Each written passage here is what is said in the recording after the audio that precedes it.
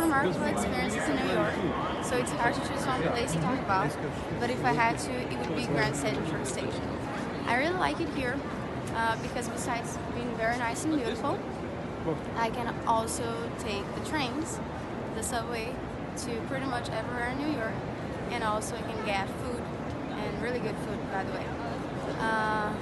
Regarding the subway experience, it's also very cool because we get to see a little bit of the world in the subway. We can hear people from everywhere and also get the different accents and a little bit of everybody's experience in the city. Hi. To choose a place, a remarkable place to talk about New York, it's a hard task to do because there are many museums, theaters, shows, because of the people around, its culture, architecture. But I decided to talk about the New York Public Library, that it's an amazing architecture building full of places to find, full of rooms to find books, interesting books, maps, newspapers, magazines, anything you may enter here without knowing what you're gonna find or what you're looking for, but you're gonna find something. And there are also many exhibitions, and today I came across one that I enjoyed very much. It's Remembering the 60s, and it has just started in January. It's gonna go on up to September. And it talks about the significance, the relevance of the movements in the 60s and the 70s, so no one should miss it. There are many experiences that I can talk about here that I had in New York. I could talk about the Broadway and the shows I've watched. I could talk about the Central Park and many things. But when I found out that I was coming to New York, I kind of expected those experiences. One thing that I didn't expect was the food bank work.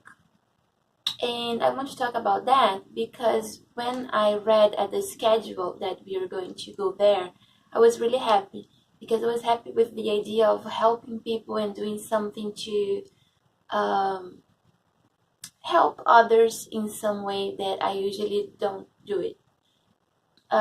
So the day arrived and we got there and I was excited. The job was pretty easy. We just had to make sure each family had the proper amount of vegetables that they should have and help them choose. The language was a little bit problematic because I don't speak Spanish and a lot of them do, but we get along really well and we understood each other. And one thing that I was not expecting was that it was probably around midday, and this sir, he came, he got everything he needed from all of us, all of the helping people, and he was really nice. So he left, but then some minutes later he came back, and he handled each one of us a cookie like this one. And I was so impressed because he was the one that we were supposed to help, but he was the one that was interested in helping us. And it touched me, and I was really glad to be part of it and to participate in and to learn this lesson that help can come from everywhere. And even though I was there willing to help them, I guess he helped me, teaching me an important lesson that it's not about money, but it's about caring. Alright, so I'm Tassi, and I'm going to talk to you about one of the amazing experiences I had here in New York. This time I had the chance to go to Broadway and to watch 2 different shows. They were terrific, simply amazing. There's no words that can express all the amusement I felt while I was watching them. The first one was Wicked, and the actors, they were so amazing. They were complete. They had to dance, to sing. The scenario was like very creative and it was breathtaking. The second one I had the chance to watch was Kinky Boots, and the theme of Kinky Boots really touched me because it's all about accepting the others the way they are, and it's all said in a funny and cool way, you know, and I don't know. It's just amazing. If you have the opportunity to come to New York and to watch the Broadway, it's worth it. Hi, here I am at the Met Museum. It's nice, full of people watching artwork, trying to keep a low voice. This is how a museum is supposed to be, right? But I'm gonna talk about a whole different experience I had at the Brooklyn Museum. When I got there from the outside, it was just like any other great museum because the building was magnificent, huge, impressive, and I thought it was really great. But when we got inside it, I could see the difference. It was crowded, much more crowded than this one is. And the point is, people are not really interested in the art. People are there just hanging out, waiting for a show. There would be a concert. There was a band preparing to give a presentation, and people were waiting in the lounge. Also, there was a dance presentation, and people were going around as if it were a nightclub. I felt a nightclub. And people were dressed to the nines. I felt like a homeless, in fact, because I was so underdressed. And people were so fashionable all around me, and I couldn't believe what I saw. It was really a nice experience. But in the end, when we tried to go out of it, we were really stuck in the middle of the crowd. We couldn't move forward or backward. We were like that, just stuck. And then one of my friends, Luciana, she started feeling sick because she's claustrophobic. I didn't know that. And when she told me she was feeling really bad, I decided I had to do something. And we gave up reaching the exit from that way. And I decided to go back inside the lounge against the crowd. And then we could reach a point where it was not so crowded, and we could see there were other exits, and we finally could get out of the museum. We went out from the back door, and when we reached the front door, there was another party going on. There were boombox on the floor and people dancing all around. I just couldn't believe it. It was really, really not what I expected from a museum. It was a nightclub, and I loved it. Bye. We had a lot of remarkable experiences here in New York, and I chose to talk about our visit to the international school at Union Square. At that school, we could see some differences from our schools in Brazil. For example, the use of technology.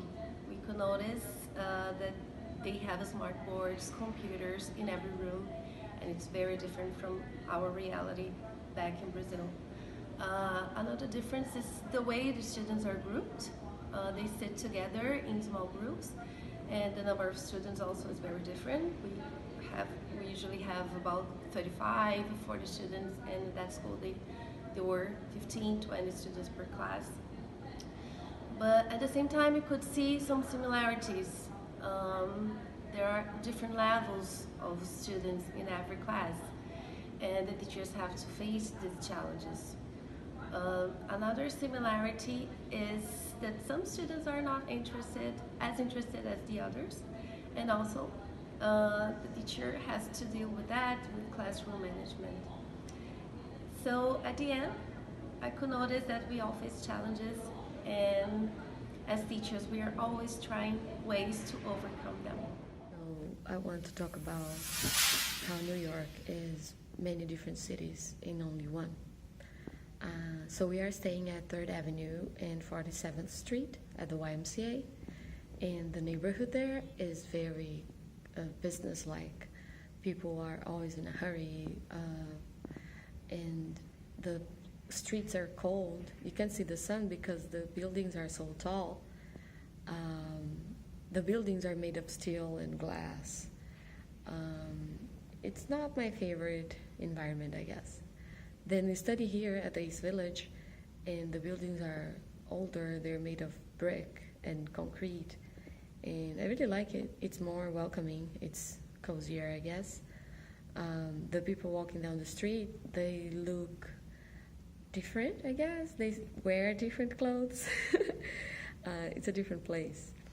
And I went to Brooklyn, and it's one of my favorite places, I guess, here, because it really looks like a neighborhood, a place where people live, where there are people, real people. And there are lots of houses. There are lots of businesses and big buildings too, but it feels more human-like, I guess. It's my favorite place. I also went to the Bronx, and I was very surprised because, I don't know, 99% of people are black, where I was at least. I went to a restaurant and I walked down the street, and it showed me how compartmentalized the city is, because people there look very different. And I don't know, if you go to an Apple store maybe, here in Manhattan, you don't see lots of black people, and there you don't see lots of white people, and it's the same city.